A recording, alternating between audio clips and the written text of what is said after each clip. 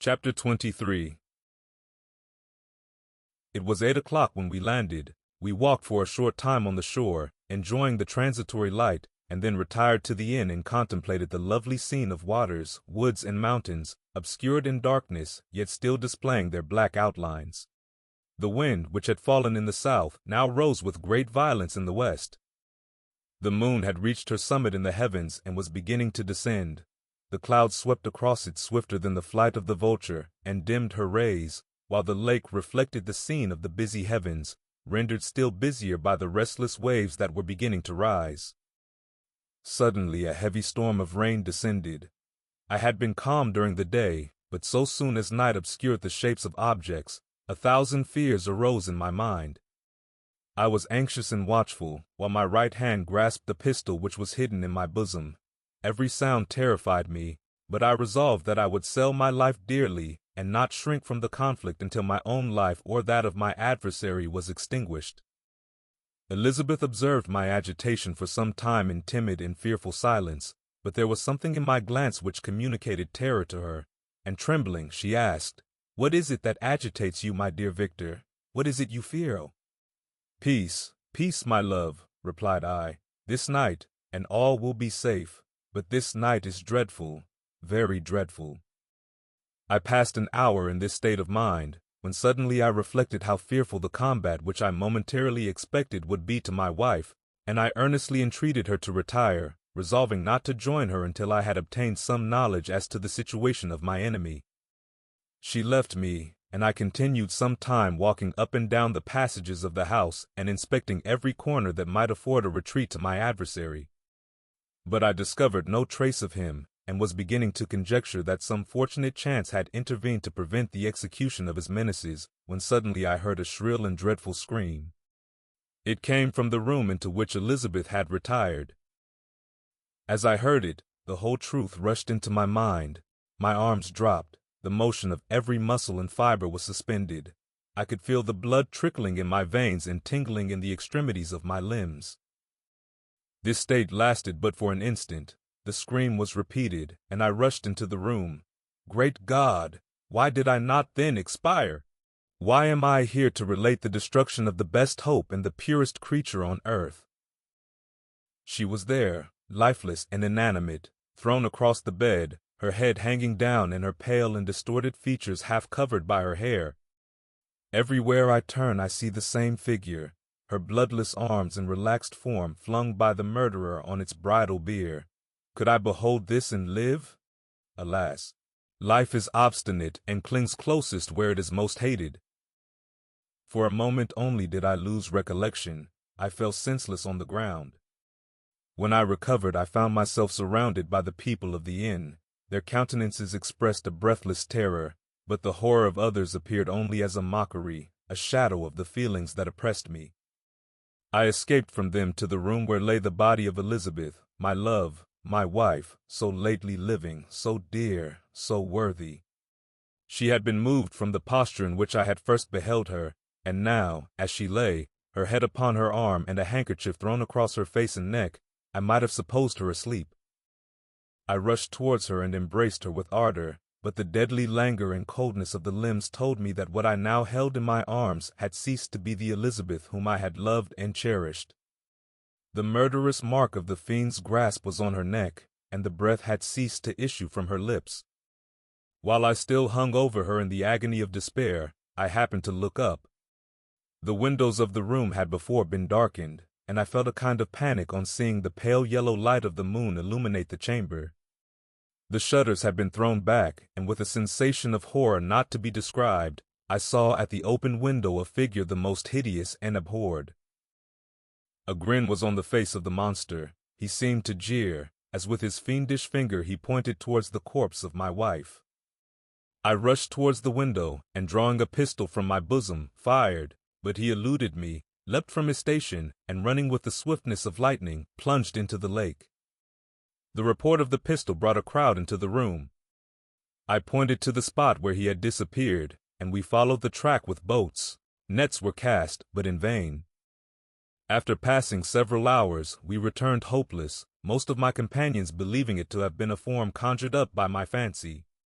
After having landed, they proceeded to search the country, parties going in different directions among the woods and vines.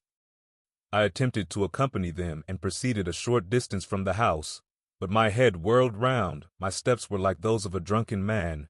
I fell at last in a state of utter exhaustion. A film covered my eyes, and my skin was parched with the heat of fever. In this state I was carried back and placed on a bed, hardly conscious of what had happened. My eyes wandered round the room as if to seek something that I had lost. After an interval I arose, and as if by instinct, crawled into the room where the corpse of my beloved lay. There were women weeping around. I hung over it and joined my sad tears to theirs.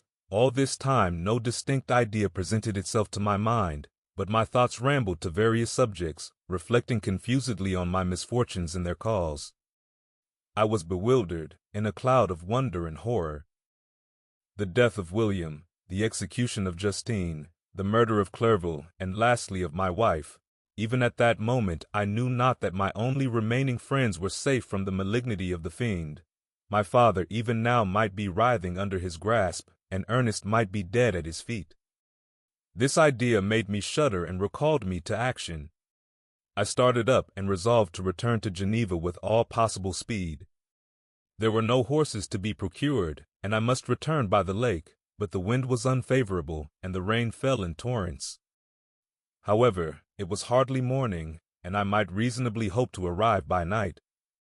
I hired men to row and took an oar myself, for I had always experienced relief from mental torment in bodily exercise.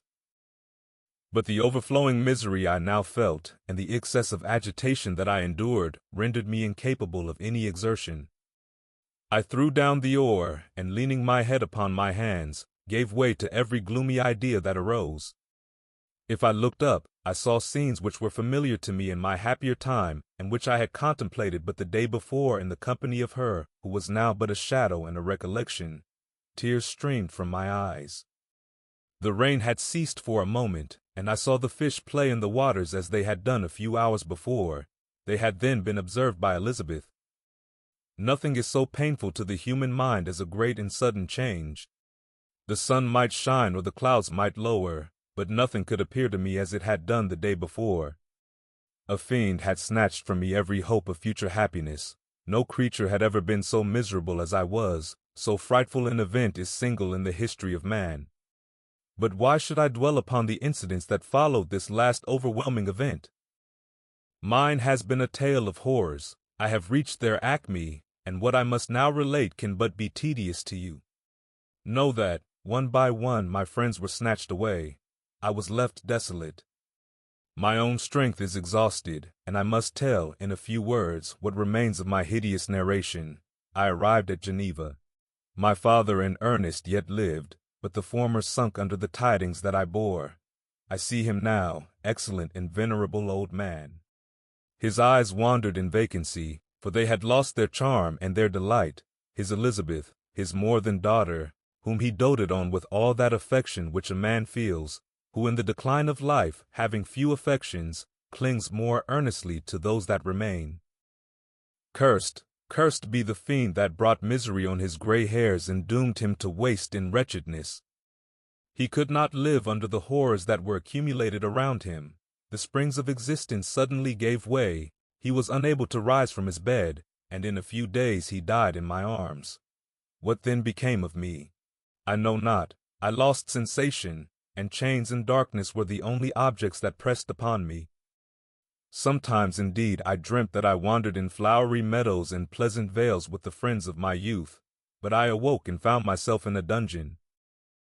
Melancholy followed, but by degrees I gained a clear conception of my miseries and situation, and was then released from my prison. For they had called me mad, and during many months, as I understood, a solitary cell had been my habitation. Liberty, however, had been a useless gift to me, had I not, as I awakened to reason, at the same time awakened to revenge. As the memory of past misfortunes pressed upon me, I began to reflect on their cause, the monster whom I had created, the miserable demon whom I had sent abroad into the world for my destruction.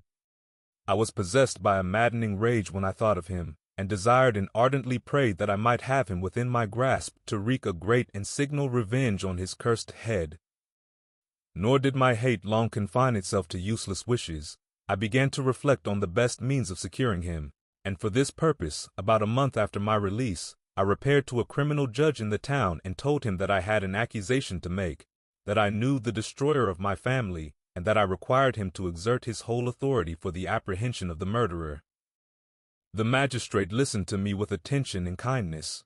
"Be assured, sir," said he, "no pains or exertions on my part shall be spared to discover the villain."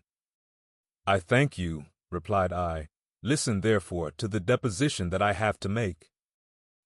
It is indeed a tale so strange that I should fear you would not credit it were there not something in truth which, however wonderful, forces conviction. The story is too connected to be mistaken for a dream, and I have no motive for falsehood." My manner as I thus addressed him was impressive but calm. I had formed in my own heart a resolution to pursue my destroyer to death, and this purpose quieted my agony and for an interval reconciled me to life. I now related my history briefly but with firmness and precision, marking the dates with accuracy and never deviating into invective or exclamation. The magistrate appeared at first perfectly incredulous, but as I continued he became more attentive and interested. I saw him sometimes shudder with horror, at others a lively surprise, unmingled with disbelief, was painted on his countenance. When I had concluded my narration, I said, "This is the being whom I accuse, and for whose seizure and punishment I call upon you to exert your whole power. It is your duty as a magistrate, and I believe and hope that your feelings as a man will not revolt from the execution of those functions on this occasion." This address caused a considerable change in the physiognomy of my own auditor. He had heard my story with that half kind of belief that is given to a tale of spirits and supernatural events, but when he was called upon to act officially in consequence, the whole tide of his incredulity returned. He, however, answered mildly, "I would willingly afford you every aid in your pursuit, but the creature of whom you speak appears to have powers which would put all my exertions to defiance. Who can follow an animal which can traverse the sea of ice and inhabit caves and dens where no man would venture to intrude? Besides, some months have elapsed since the commission of his crimes, and no one can conjecture to what place he has wandered or what region he may now inhabit. I do not doubt that he hovers near the spot which I inhabit, and if he has indeed taken refuge in the Alps, he may be hunted like the chamois and destroyed as a beast of prey. But I perceive your thoughts. You do not credit my narrative and do not intend to pursue my enemy with the punishment which is his desert." As I spoke, rage sparkled in my eyes. The magistrate was intimidated. "You are mistaken," said he. "I will exert myself, and if it is in my power to seize the monster, be assured that he shall suffer punishment proportionate to his crimes. But I fear, from what you have yourself described to be his properties, that this will prove impracticable, and thus, while every proper measure is pursued, you should make up your mind to disappointment." "That cannot be, but all that I can say will be of little avail. My revenge is of no moment to you, yet, while I allow it to be a vice, I confess that it is the devouring and only passion of my soul. My rage is unspeakable when I reflect that the murderer, whom I have turned loose upon society, still exists. You refuse my just demand. I have but one resource, and I devote myself, either in my life or death, to his destruction." I trembled with excess of agitation as I said this. There was a frenzy in my manner, and something, I doubt not, of that haughty fierceness which the martyrs of old are said to have possessed. But to a Genevan magistrate, whose mind was occupied by far other ideas than those of devotion and heroism, this elevation of mind had much the appearance of madness. He endeavored to soothe me as a nurse does a child, and reverted to my tale as the effects of delirium. "Man," I cried, "how ignorant art thou in thy pride of wisdom! Cease, you know not what it is you say." I broke from the house angry and disturbed, and retired to meditate on some other mode of action.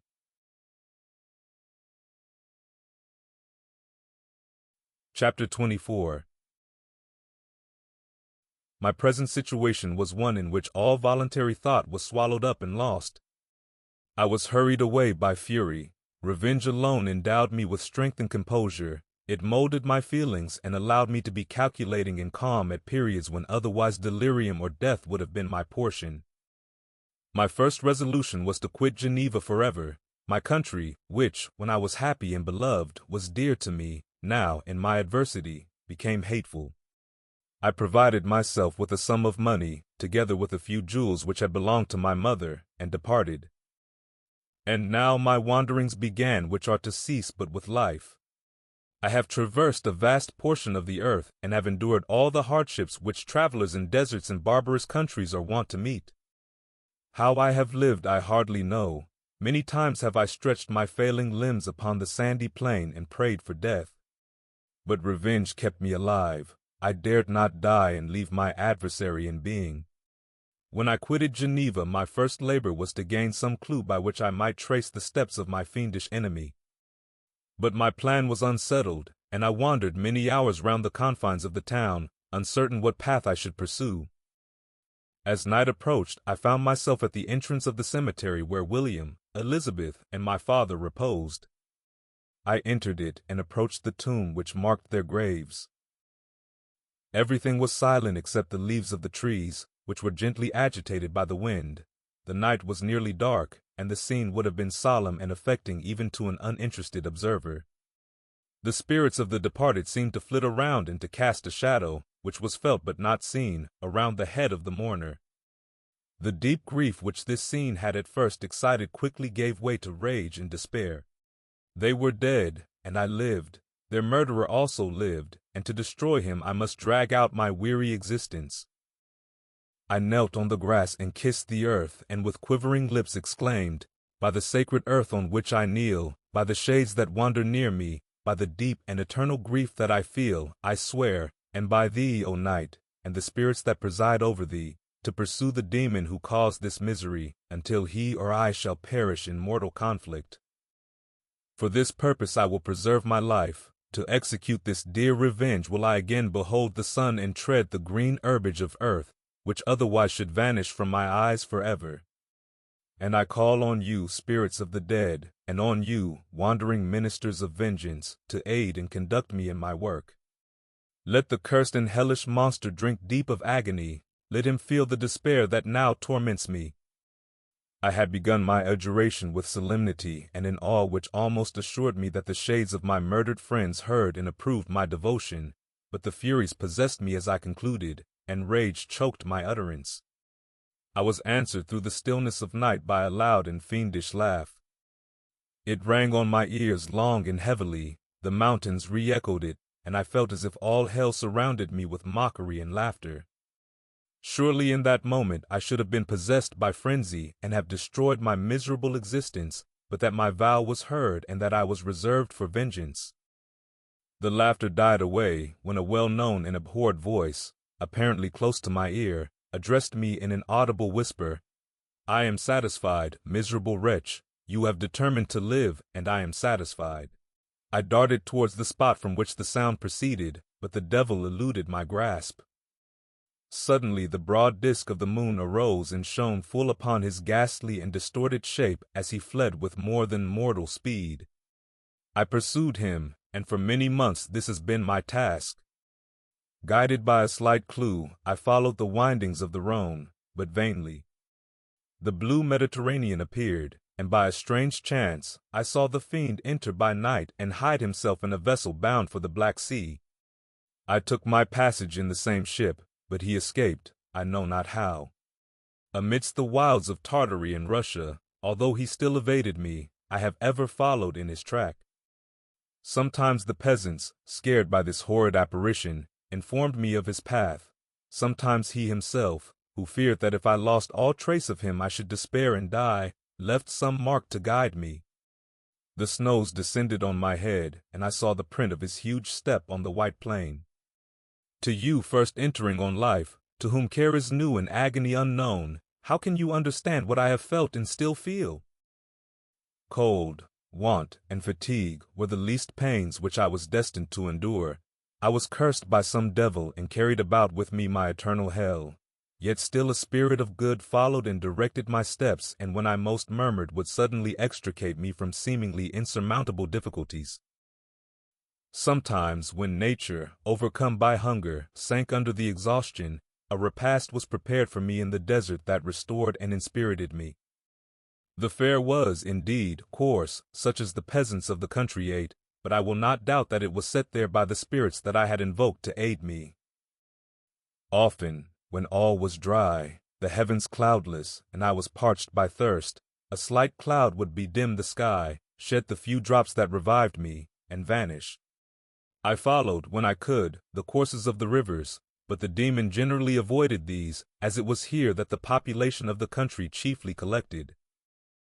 In other places human beings were seldom seen, and I generally subsisted on the wild animals that crossed my path. I had money with me and gained the friendship of the villagers by distributing it, or I brought with me some food that I had killed, which, after taking a small part, I always presented to those who had provided me with fire and utensils for cooking. My life, as it passed thus, was indeed hateful to me, and it was during sleep alone that I could taste joy. O blessed sleep! Often, when most miserable, I sank to repose, and my dreams lulled me even to rapture. The spirits that guarded me had provided these moments, or rather hours, of happiness, that I might retain strength to fulfill my pilgrimage. Deprived of this respite, I should have sunk under my hardships. During the day I was sustained and inspirited by the hope of night, for in sleep I saw my friends, my wife, and my beloved country. Again I saw the benevolent countenance of my father, heard the silver tones of my Elizabeth's voice, and beheld Clerval enjoying health and youth. Often, when wearied by a toilsome march, I persuaded myself that I was dreaming until night should come, and that I should then enjoy reality in the arms of my dearest friends. What agonizing fondness did I feel for them! How did I cling to their dear forms, as sometimes they haunted even my waking hours, and persuade myself that they still lived! At such moments vengeance, that burned within me, died in my heart, and I pursued my path towards the destruction of the demon, more as a task enjoined by heaven, as the mechanical impulse of some power of which I was unconscious, than as the ardent desire of my soul. What his feelings were whom I pursued I cannot know. Sometimes, indeed, he left marks in writing on the barks of the trees or cut in stone that guided me and instigated my fury. My reign is not yet over. These words were legible in one of these inscriptions. You live, and my power is complete. Follow me. I seek the everlasting ices of the north, where you will feel the misery of cold and frost, to which I am impassive. You will find near this place, if you follow not too tardily, a dead hare. Eat, and be refreshed. Come on, my enemy. We have yet to wrestle for our lives, but many hard and miserable hours must you endure until that period shall arrive. Scoffing devil! Again do I vow vengeance, again do I devote thee, miserable fiend, to torture and death. Never will I give up my search until he or I perish. And then with what ecstasy shall I join my Elizabeth and my departed friends, who even now prepare for me the reward of my tedious toil and horrible pilgrimage. As I still pursued my journey to the northward, the snows thickened and the cold increased in a degree almost too severe to support. The peasants were shut up in their hovels, and only a few of the most hardy ventured forth to seize the animals whom starvation had forced from their hiding places to seek for prey. The rivers were covered with ice, and no fish could be procured, and thus I was cut off from my chief article of maintenance. The triumph of my enemy increased with the difficulty of my labors.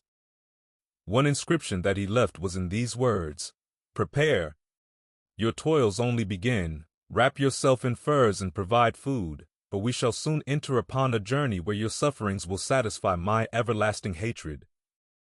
My courage and perseverance were invigorated by these scoffing words. I resolved not to fail in my purpose, and calling on heaven to support me, I continued with unabated fervor to traverse immense deserts, until the ocean appeared at a distance and formed the utmost boundary of the horizon. Oh, how unlike it was to the blue seasons of the south! Covered with ice, it was only to be distinguished from land by its superior wildness and ruggedness. The Greeks wept for joy when they beheld the Mediterranean from the hills of Asia, and hailed with rapture the boundary of their toils. I did not weep, but I knelt down and with a full heart thanked my guiding spirit for conducting me in safety to the place where I hoped, notwithstanding my adversary's jibe, to meet and grapple with him. Some weeks before this period I had procured a sledge and dogs, and thus traversed the snows with inconceivable speed. I know not whether the fiend possessed the same advantages, but I found that, as before I had daily lost ground in the pursuit, I now gained on him, so much so that when I first saw the ocean he was but 1 day's journey in advance, and I hoped to intercept him before he should reach the beach. With new courage, therefore, I pressed on, and in 2 days arrived at a wretched hamlet on the seashore. I inquired of the inhabitants concerning the fiend and gained accurate information. A gigantic monster, they said, had arrived the night before, armed with a gun and many pistols, putting to flight the inhabitants of a solitary cottage through fear of his terrific appearance. He had carried off their store of winter food, and placing it in a sledge, to draw which he had seized on a numerous drove of trained dogs, he had harnessed them, and the same night, to the joy of the horror-struck villagers, had pursued his journey across the sea in a direction that led to no land, and they conjectured that he must speedily be destroyed by the breaking of the ice or frozen by the eternal frosts. On hearing this information I suffered a temporary access of despair. He had escaped me, and I must commence a destructive and almost endless journey across the mountainous ices of the ocean, amidst cold that few of the inhabitants could long endure and which I, the native of a genial and sunny climate, could not hope to survive. Yet at the idea that the fiend should live and be triumphant, my rage and vengeance returned, and like a mighty tide overwhelmed every other feeling. After a slight repose, during which the spirits of the dead hovered round and instigated me to toil and revenge, I prepared for my journey. I exchanged my land sledge for one fashioned for the inequalities of the frozen ocean, and purchasing a plentiful stock of provisions, I departed from land. I cannot guess how many days have passed since then, but I have endured misery which nothing but the eternal sentiment of a just retribution burning within my heart could have enabled me to support. Immense and rugged mountains of ice often barred up my passage, and I often heard the thunder of the ground sea, which threatened my destruction. But again the frost came and made the paths of the sea secure. By the quantity of provision which I had consumed, I should guess that I had passed 3 weeks in this journey, and the continual protraction of hope, returning back upon the heart, often wrung bitter drops of despondency and grief from my eyes. Despair had indeed almost secured her prey, and I should soon have sunk beneath this misery. Once, after the poor animals that conveyed me had with incredible toil gained the summit of a sloping ice mountain, and one, sinking under his fatigue, died, I viewed the expanse before me with anguish, when suddenly my eye caught a dark speck upon the dusky plain. I strained my sight to discover what it could be and uttered a wild cry of ecstasy when I distinguished a sledge and the distorted proportions of a well-known form within. Oh, with what a burning gush did hope revisit my heart! Warm tears filled my eyes, which I hastily wiped away, that they might not intercept the view I had of the demon, but still my sight was dimmed by the burning drops, until, giving way to the emotions that oppressed me, I wept aloud. But this was not the time for delay. I disencumbered the dogs of their dead companion, gave them a plentiful portion of food, and after an hour's rest, which was absolutely necessary, and yet which was bitterly irksome to me, I continued my route. The sledge was still visible, nor did I again lose sight of it except at the moments when for a short time some ice rock concealed it with its intervening crags. I indeed perceptibly gained on it, and when, after nearly 2 days' journey, I beheld my enemy at no more than a mile distant, my heart bounded within me. But now, when I appeared almost within grasp of my foe, my hopes were suddenly extinguished, and I lost all trace of him more utterly than I had ever done before. A ground sea was heard. The thunder of its progress as the waters rolled and swelled beneath me became every moment more ominous and terrific. I pressed on, but in vain. The wind arose, the sea roared, and as with the mighty shock of an earthquake, it split and cracked with a tremendous and overwhelming sound. The work was soon finished. In a few minutes a tumultuous sea rolled between me and my enemy, and I was left drifting on a scattered piece of ice that was continually lessening and thus preparing for me a hideous death. In this manner many appalling hours passed, several of my dogs died, and I myself was about to sink under the accumulation of distress when I saw your vessel riding at anchor and holding forth to me hopes of succor and life. I had no conception that vessels ever came so far north and was astounded at the sight. I quickly destroyed part of my sledge to construct oars, and by these means was enabled, with infinite fatigue, to move my ice raft in the direction of your ship. I had determined, if you were going southwards, still to trust myself to the mercy of the seas rather than abandon my purpose. I hoped to induce you to grant me a boat with which I could pursue my enemy, but your direction was northwards. You took me on board when my vigor was exhausted, and I should soon have sunk under my multiplied hardships into a death which I still dread, for my task is unfulfilled. Oh, when will my guiding spirit, in conducting me to the demon, allow me the rest I so much desire, or must I die, and he yet live? If I do, swear to me, Walton, that he shall not escape, that you will seek him and satisfy my vengeance in his death. And do I dare to ask of you to undertake my pilgrimage, to endure the hardships that I have undergone? No, I am not so selfish. Yet, when I am dead, if he should appear, if the ministers of vengeance should conduct him to you, swear that he shall not live. Swear that he shall not triumph over my accumulated woes and survive to add to the list of his dark crimes. He is eloquent and persuasive, and once his words had even power over my heart, but trust him not. His soul is as hellish as his form, full of treachery and fiend-like malice. Hear him not. Call on the names of William, Justine, Clerval, Elizabeth, my father, and of the wretched Victor, and thrust your sword into his heart. I will hover near and direct the steel aright. Walton, in continuation. August 26th, 17. You have read this strange and terrific story, Margaret, and do you not feel your blood congeal with horror, like that which even now curdles mine? Sometimes, seized with sudden agony, he could not continue his tale. At others, his voice broken, yet piercing, uttered with difficulty the words so replete with anguish. His fine and lovely eyes were now lighted up with indignation, now subdued to downcast sorrow and quenched in infinite wretchedness. Sometimes he commanded his countenance and tones and related the most horrible incidents with a tranquil voice, suppressing every mark of agitation. Then, like a volcano bursting forth, his face would suddenly change to an expression of the wildest rage as he shrieked out imprecations on his persecutor. His tale is connected and told with an appearance of the simplest truth, yet I own to you that the letters of Felix and Sophie, which he showed me, and the apparition of the monster seen from our ship, brought to me a greater conviction of the truth of his narrative than his asseverations, however earnest and connected. Such a monster has, then, really existence. I cannot doubt it, yet I am lost in surprise and admiration. Sometimes I endeavored to gain from Frankenstein the particulars of his creature's formation, but on this point he was impenetrable. "Are you mad, my friend?" said he, "or whither does your senseless curiosity lead you? Would you also create for yourself and the world a demoniacal enemy? Peace, peace. Learn my miseries and do not seek to increase your own." Frankenstein discovered that I made notes concerning his history. He asked to see them and then himself corrected and augmented them in many places, but principally in giving the life and spirit to the conversations he held with his enemy.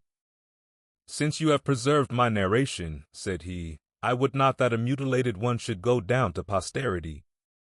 Thus has a week passed away, while I have listened to the strangest tale that ever imagination formed. My thoughts and every feeling of my soul have been drunk up by the interest for my guest which this tale and his own elevated and gentle manners have created. I wish to soothe him, yet can I counsel one so infinitely miserable, so destitute of every hope of consolation, to live? Oh no! The only joy that he can now know will be when he composes his shattered spirit to peace in death. Yet he enjoys one comfort, the offspring of solitude and delirium. He believes that when in dreams he holds converse with his friends and derives from that communion consolation for his miseries or excitements to his vengeance, that they are not the creations of his fancy, but the beings themselves who visit him from the regions of a remote world. This faith gives a solemnity to his reveries that render them to me almost as imposing and interesting as truth. Our conversations are not always confined to his own history and misfortunes. On every point of general literature, he displays unbounded knowledge and a quick and piercing apprehension. His eloquence is forcible and touching, nor can I hear him, when he relates a pathetic incident or endeavors to move the passions of pity or love, without tears. What a glorious creature must he have been in the days of his prosperity, when he is thus noble and godlike in ruin. He seems to feel his own worth and the greatness of his fall. When younger, said he, I believed myself destined for some great enterprise. My feelings are profound, but I possessed a coolness of judgment that fitted me for illustrious achievements. This sentiment of the worth of my nature supported me when others would have been oppressed, for I deemed it criminal to throw away in useless grief those talents that might be useful to my fellow creatures. When I reflected on the work I had completed, no less a one than the creation of a sensitive and rational animal, I could not rank myself with the herd of common projectors. But this thought, which supported me in the commencement of my career, now serves only to plunge me lower in the dust. All my speculations and hopes are as nothing, and like the archangel who aspired to omnipotence, I am chained in an eternal hell. My imagination was vivid, yet my powers of analysis and application were intense. By the union of these qualities I conceived the idea and executed the creation of a man. Even now I cannot recollect without passion my reveries while the work was incomplete. I trod heaven in my thoughts, now exulting in my powers, now burning with the idea of their effects. From my infancy I was imbued with high hopes and a lofty ambition, but how am I sunk? Oh, my friend, if you had known me as I once was, you would not recognize me in this state of degradation. Despondency rarely visited my heart. A high destiny seemed to bear me on, until I fell, never, never again to rise. Must I then lose this admirable being? I have longed for a friend. I have sought one who would sympathize with and love me. Behold, on these desert seas I have found such a one, but I fear I have gained him only to know his value and lose him. I would reconcile him to life, but he repulses the idea.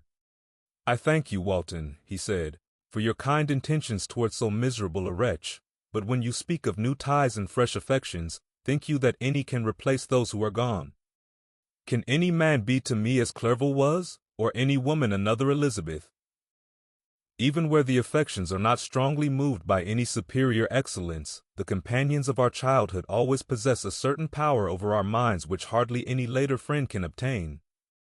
They know our infantine dispositions, which, however they may be afterwards modified, are never eradicated, and they can judge of our actions with more certain conclusions as to the integrity of our motives.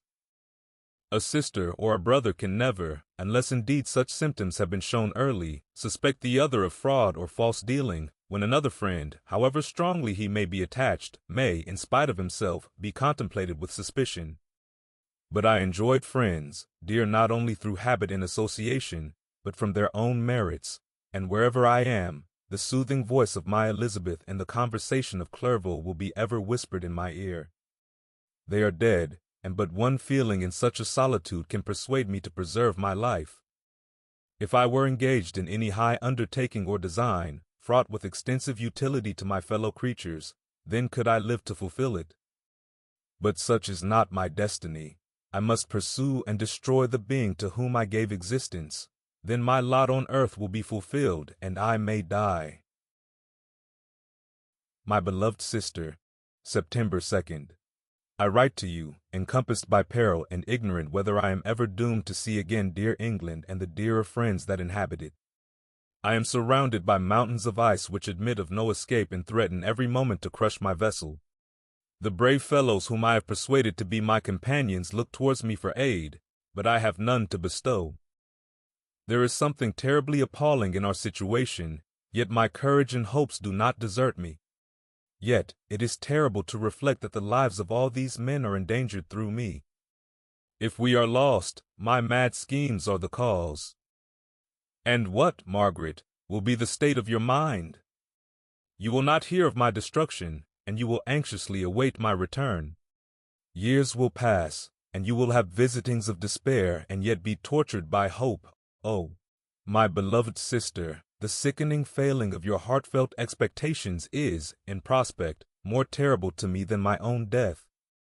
But you have a husband and lovely children. You may be happy. Heaven bless you and make you so. My unfortunate guest regards me with the tenderest compassion. He endeavors to fill me with hope and talks as if life were a possession which he valued. He reminds me how often the same accidents have happened to other navigators who have attempted this sea, and in spite of myself, he fills me with cheerful auguries. Even the sailors feel the power of his eloquence. When he speaks, they no longer despair.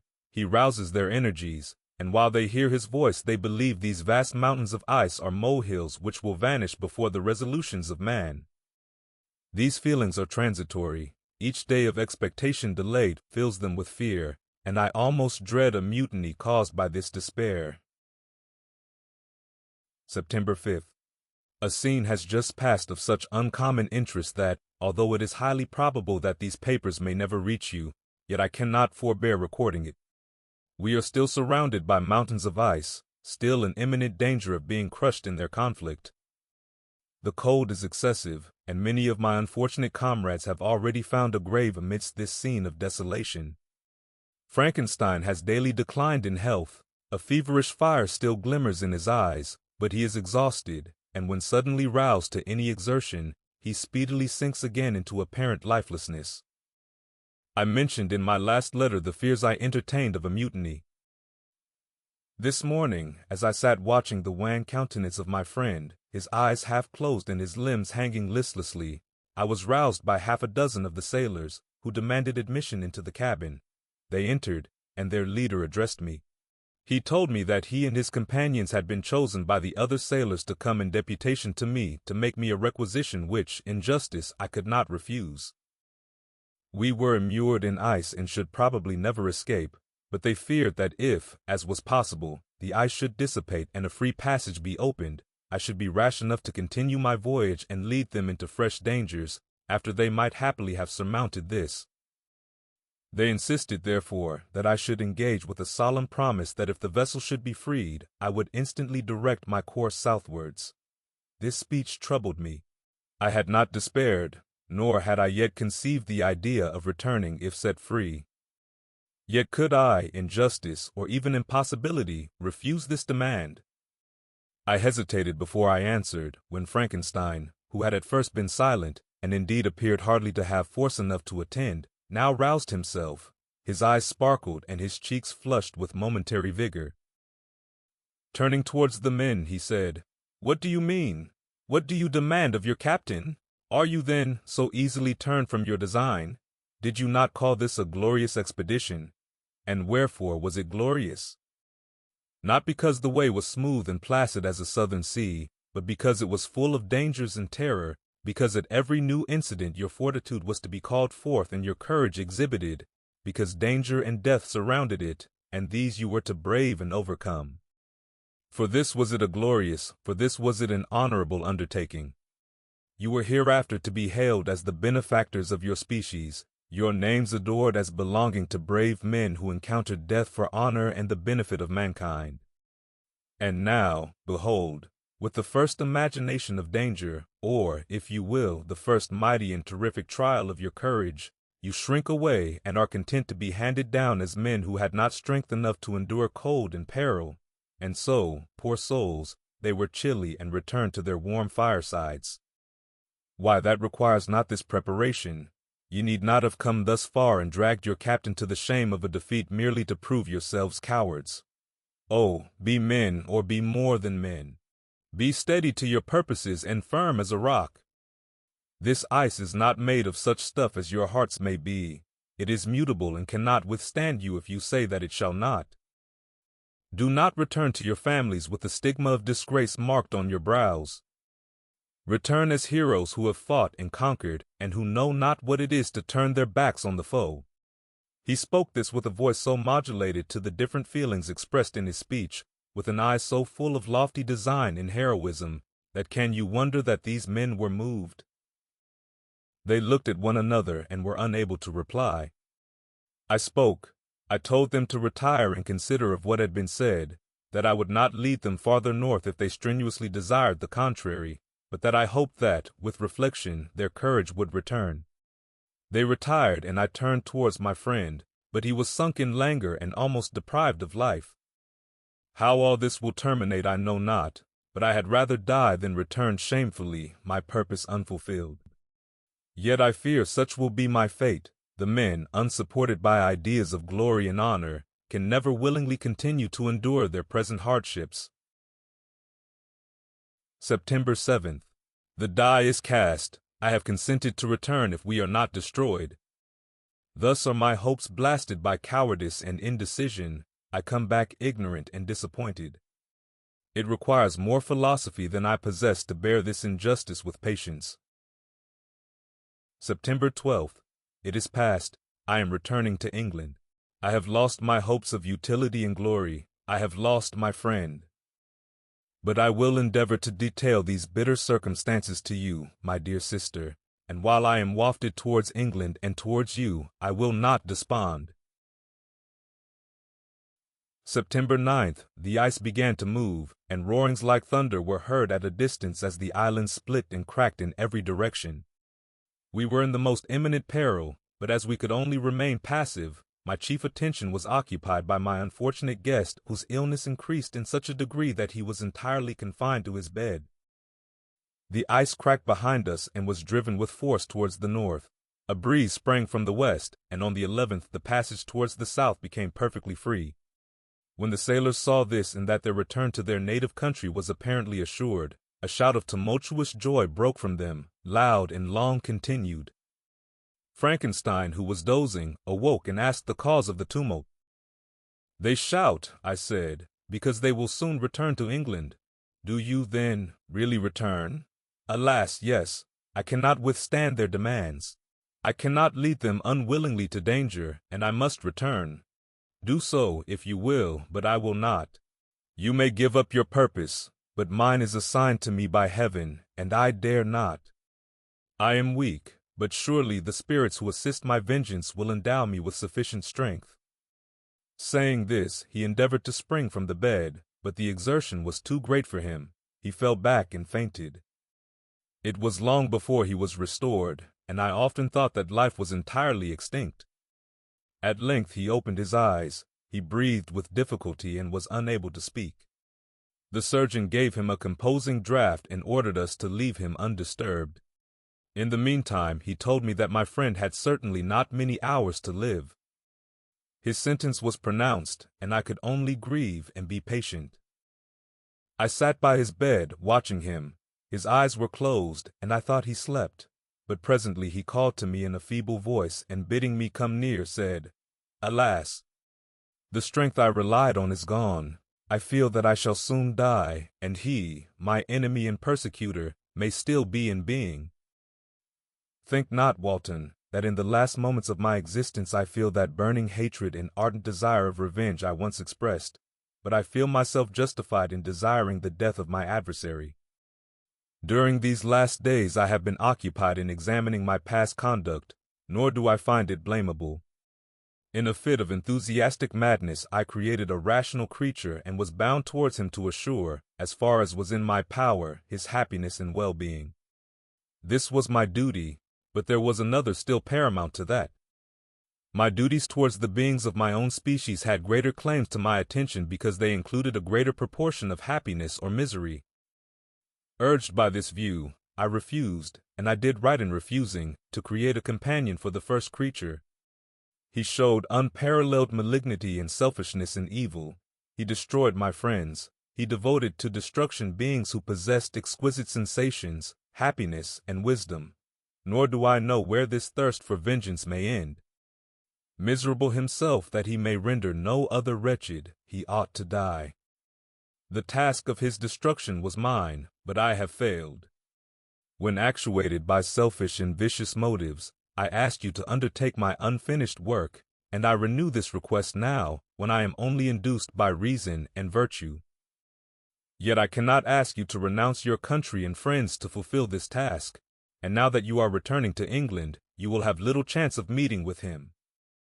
But the consideration of these points, and the well-balancing of what you may esteem your duties, I leave to you. My judgment and ideas are already disturbed by the near approach of death. I dare not ask you to do what I think right, for I may still be misled by passion. That he should live to be an instrument of mischief disturbs me. In other respects, this hour, when I momentarily expect my release, is the only happy one which I have enjoyed for several years. The forms of the beloved dead flit before me, and I hasten to their arms. Farewell, Walton. Seek happiness and tranquility and avoid ambition, even if it be only the apparently innocent one of distinguishing yourself in science and discoveries. Yet why do I say this? I have myself been blasted in these hopes, yet another may succeed. His voice became fainter as he spoke, and at length, exhausted by his effort, he sank into silence. About half an hour afterwards he attempted again to speak, but was unable. He pressed my hand feebly, and his eyes closed forever, while the irradiation of a gentle smile passed away from his lips. Margaret, what comment can I make on the untimely extinction of this glorious spirit? What can I say that will enable you to understand the depth of my sorrow? All that I should express would be inadequate and feeble. My tears flow, my mind is overshadowed by a cloud of disappointment. But I journey towards England, and I may there find consolation. I am interrupted. What do these sounds portend? It is midnight, the breeze blows fairly, and the watch on deck scarcely stir.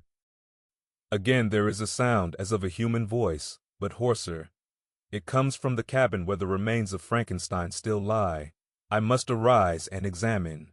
Good night, my sister. Great God, what a scene has just taken place! I am yet dizzy with the remembrance of it. I hardly know whether I shall have the power to detail it, yet the tale which I have recorded would be incomplete without this final and wonderful catastrophe. I entered the cabin where lay the remains of my ill-fated and admirable friend. Over him hung a form which I cannot find words to describe, gigantic in stature, yet uncouth and distorted in its proportions. As he hung over the coffin, his face was concealed by long locks of ragged hair, but one vast hand was extended, in color and apparent texture like that of a mummy. When he heard the sound of my approach, he ceased to utter exclamations of grief and horror and sprung towards the window. Never did I behold a vision so horrible as his face, of such loathsome yet appalling hideousness. I shut my eyes involuntarily and endeavored to recollect what were my duties with regard to this destroyer. I called on him to stay. He paused, looking on me with wonder, and again turning towards the lifeless form of his creator, he seemed to forget my presence, and every feature and gesture seemed instigated by the wildest rage of some uncontrollable passion. "That is also my victim," he exclaimed. "In his murder my crimes are consummated. The miserable series of my being is wound to its close. O Frankenstein, generous and self-devoted being, what does it avail that I now ask thee to pardon me? I, who irretrievably destroyed thee by destroying all thou lovedst. Alas, he is cold, he cannot answer me." His voice seemed suffocated, and my first impulses, which had suggested to me the duty of obeying the dying request of my friend in destroying his enemy, were now suspended by a mixture of curiosity and compassion. I approached this tremendous being. I dared not again raise my eyes to his face. There was something so scaring and unearthly in his ugliness. I attempted to speak, but the words died away on my lips. The monster continued to utter wild and incoherent self-reproaches. At length, I gathered resolution to address him in a pause of the tempest of his passion. "Your repentance," I said, "is now superfluous. If you had listened to the voice of conscience and heeded the stings of remorse before you had urged your diabolical vengeance to this extremity, Frankenstein would yet have lived." "And do you dream?" said the demon. "Do you think that I was then dead to agony and remorse? He continued, pointing to the corpse, he suffered not in the consummation of the deed. Oh, not the 10,000th portion of the anguish that was mine during the lingering detail of its execution. A frightful selfishness hurried me on, while my heart was poisoned with remorse. Think you that the groans of Clerval were music to my ears? My heart was fashioned to be susceptible of love and sympathy, and when wrenched by misery to vice and hatred, it did not endure the violence of the change without tortures such as you cannot even imagine. After the murder of Clerval, I returned to Switzerland, heartbroken and overcome. I pitied Frankenstein. My pity amounted to horror. I abhorred myself. But when I discovered that he, the author at once of my existence and of its unspeakable torments, dared to hope for happiness, that while he accumulated wretchedness and despair upon me, he sought his own enjoyment in feelings and passions from the indulgence of which I was forever barred, then impotent envy and bitter indignation filled me with an insatiable thirst for vengeance. I recollected my threat and resolved that it should be accomplished. I knew that I was preparing for myself a deadly torture, but I was the slave, not the master, of an impulse which I detested yet could not disobey. Yet when she died, nay, then I was not miserable. I had cast off all feeling, subdued all anguish, to riot in the excess of my despair. Evil thenceforth became my good. Urged thus far, I had no choice but to adapt my nature to an element which I had willingly chosen. The completion of my demoniacal design became an insatiable passion. And now it is ended. There is my last victim. I was at first touched by the expressions of his misery, yet when I called to mind what Frankenstein had said of his powers of eloquence and persuasion, and when I again cast my eyes on the lifeless form of my friend, indignation was rekindled within me. "Wretch," I said, "it is well that you come here to whine over the desolation that you have made. You throw a torch into a pile of buildings, and when they are consumed, you sit among the ruins and lament the fall. Hypocritical fiend! If he whom you mourn still lived, still would he be the object, again would he become the prey of your accursed vengeance. It is not pity that you feel. You lament only because the victim of your malignity is withdrawn from your power." "Oh, it is not thus, not thus," interrupted the being. "Yet such must be the impression conveyed to you by what appears to be the purport of my actions. Yet I seek not a fellow feeling in my misery. No sympathy may I ever find. When I first sought it, it was the love of virtue, the feelings of happiness and affection with which my whole being overflowed, that I wished to be participated. But now that virtue has become to me a shadow, and that happiness and affection are turned into bitter and loathing despair, in what should I seek for sympathy? I am content to suffer alone while my suffering shall endure. When I die, I am well satisfied that abhorrence and opprobrium should load my memory.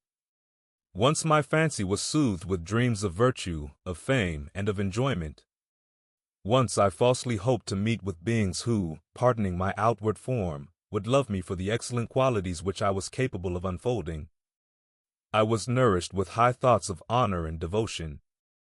But now crime has degraded me beneath the meanest animal. No guilt, no mischief, no malignity, no misery can be found comparable to mine.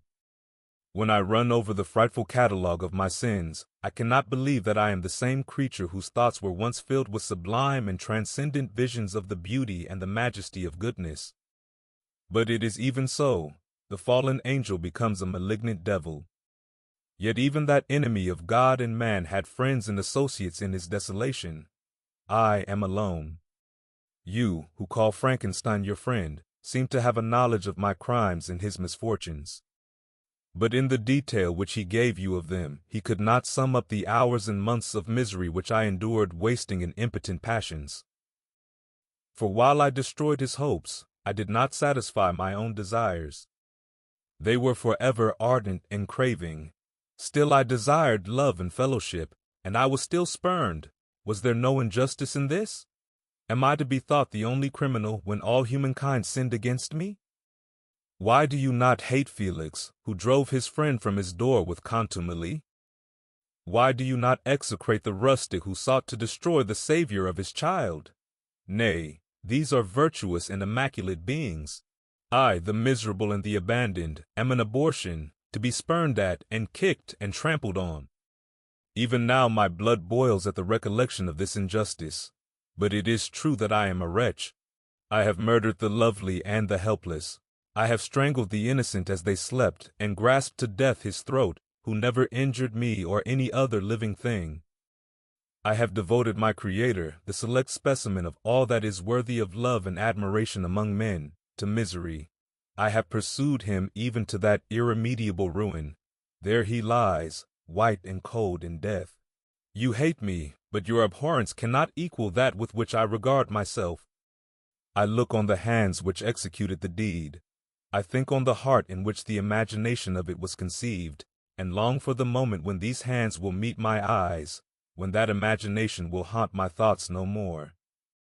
Fear not that I shall be the instrument of future mischief. My work is nearly complete. Neither yours nor any man's death is needed to consummate the series of my being and accomplish that which must be done, but it requires my own. Do not think that I shall be slow to perform this sacrifice. I shall quit your vessel on the ice raft which brought me thither, and shall seek the most northern extremity of the globe. I shall collect my funeral pile and consume to ashes this miserable frame, that its remains may afford no light to any curious and unhallowed wretch who would create such another as I have been. I shall die. I shall no longer feel the agonies which now consume me or be the prey of feelings unsatisfied, yet unquenched. He is dead who called me into being, and when I shall be no more, the very remembrance of us both will speedily vanish. I shall no longer see the sun or stars or feel the winds play on my cheeks. Light, feeling, and sense will pass away, and in this condition must I find my happiness. Some years ago, when the images which this world affords first opened upon me, when I felt the cheering warmth of summer, and heard the rustling of the leaves and the warbling of the birds, and these were all to me, I should have wept to die. Now it is my only consolation. Polluted by crimes and torn by the bitterest remorse, where can I find rest but in death? Farewell. I leave you, and in you the last of humankind whom these eyes will ever behold. Farewell, Frankenstein. If thou wert yet alive and yet cherished a desire of revenge against me, it would be better satiated in my life than in my destruction. But it was not so. Thou didst seek my extinction, that I might not cause greater wretchedness. And if yet, in some mode unknown to me, thou hadst not ceased to think and feel, thou wouldst not desire against me a vengeance greater than that which I feel. Blasted as thou wert, my agony was still superior to thine, for the bitter sting of remorse will not cease to rankle in my wounds until death shall close them forever. But soon, he cried with sad and solemn enthusiasm, I shall die, and what I now feel be no longer felt. Soon these burning miseries will be extinct. I shall ascend my funeral pile triumphantly, and exult in the agony of the torturing flames. The light of that conflagration will fade away. My ashes will be swept into the sea by the winds. My spirit will sleep in peace, or if it thinks, it will not surely think thus. Farewell. He sprang from the cabin window as he said this, upon the ice raft which lay close to the vessel. He was soon borne away by the waves and lost in darkness and distance.